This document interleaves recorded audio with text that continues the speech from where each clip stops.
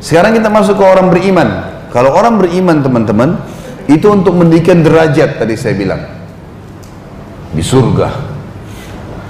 Semua cobaan yang datang, kalau antum setiap hari sudah jaga 5 waktu sholat, sudah tutup aurat, sudah bakti sama orang tua, sudah jenguk orang sakit, sudah baca Al-Quran, sudah hadir di majelis ilmu, semua sudah dikerjakan. Tapi ada cobaan datang. Untuk apa? Peninggian derajat tadi. Di dunia juga di akhirat. Yakin teman-teman, setiap ada cobaan datang, setelahnya ada sesuatu yang Allah mau kasih. Seperti orang kalau exam, ya. Kita mau naik level, ujian dulu. Nanti kalau kita lulus, naik ke sana. Seperti itu.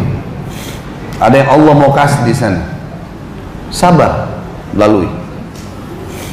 Dikatakan oleh Nabi SAW dalam hadis riwayat Muslim, bila Allah mencintai seorang hamba mukmin, orang mukmin, ahli ibadah, maka Allah akan menimpakan padanya cobaan. Apa maknanya hadis ini?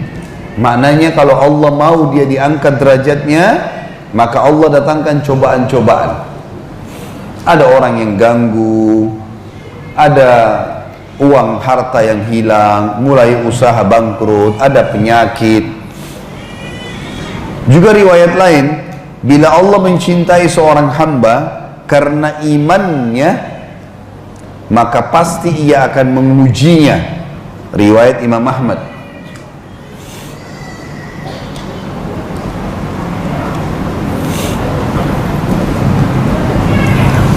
Juga di dalam hadis yang lain teman-teman sekalian, Nabi SAW bersabda, Allah berfirman kepada para malaikat, kalau melihat hambanya itu adalah orang yang penyabar, orang yang baik ibadahnya, dan Allah tahu dia tidak punya harta untuk dia sedekahkan, dia tidak punya ilmu untuk dia ajarkan, maka Allah berfirman kepada para malaikatnya, tumpahkan kepadanya cobaan-cobaanku.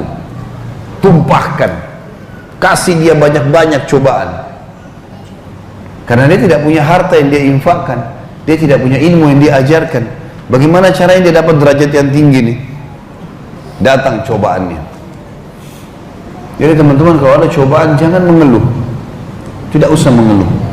Kata Umar bin Khattab radhiyallahu anhu, sahabat Nabi yang mulia, kalau seseorang ditimpa cobaan sementara dia orang beriman, dia mengeluh atau tidak mengeluh, dia tetap akan melalui cobaan itu. Misal kita bangun pagi hari flu, seperti saya sekarang lagi flu, saya mengeluh, tidak mengeluh, harus saya lalui. Maka kata Umar, beruntunglah orang yang tidak mengeluh, karena dia akan sampai pada jalan keluar dari masalahnya dan panen pahalanya. Sementara orang yang berkeluh kesah, mengeluh, kenapa, orang ini tetap juga harus melalui prosesnya, tapi tidak ada pahalanya. Sabar, lalui.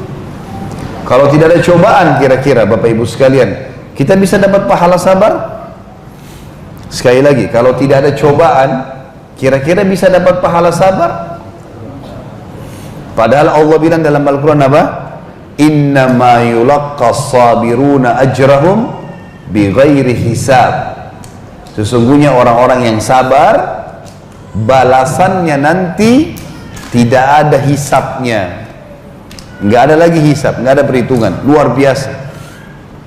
Dan surga juga dikatakan, wa ma yulaqqaha illa alladhina sabaru wa ma yulaqqaha illa dzu hazzin azim. Surga tidak akan didapat kecuali oleh orang-orang yang sabar, dan juga tidak akan didapatkan kecuali orang yang memiliki nasib yang baik. Sabar Bapak Ibu sekalian adalah menerima takdir Allah dan ikhtiar cari jalan keluar. Ini kenapa saya sebutkan, kita di Asia Tenggara ini, saya yakin mungkin Malaysia sama Indonesia sama. Kalau saya temukan di Indonesia biasanya, kalau ada orang lagi sakit, lagi ada masalah, disuruh sabar, elus dada, sabar ya, suruh duduk. Ini salah ini. Ini bukan sabar.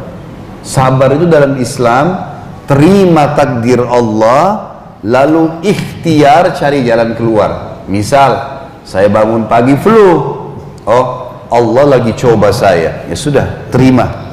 Lalu ikhtiar ke dokter, minum obat, minum air hangat, nah itu sabar. Sabar.